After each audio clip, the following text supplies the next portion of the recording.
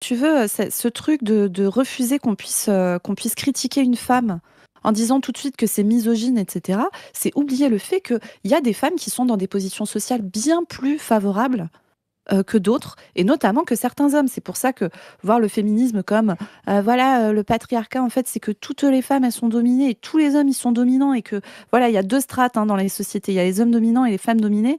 En fait, c'est bien plus compliqué que ça, notamment pour des questions de classe sociale, de race sociale, etc., qui s'imbriquent.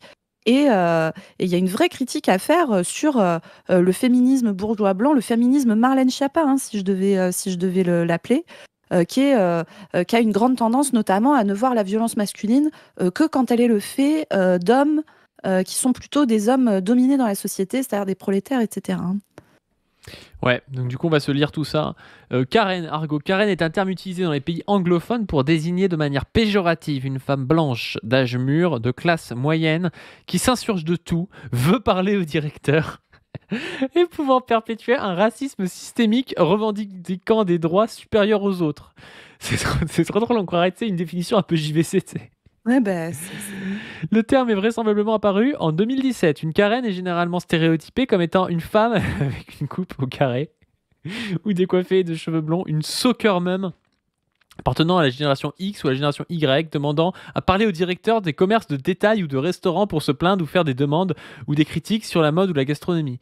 Selon le New York Times en 2020, la Karen est devenue un symbole de racisme et de privilège blanc.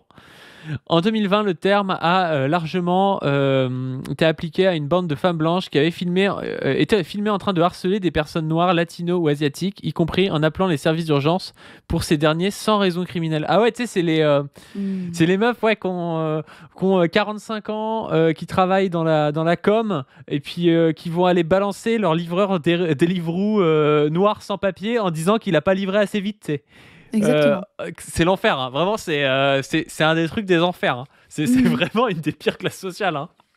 Oui, oui, oui, Ces gens-là ont ma haine.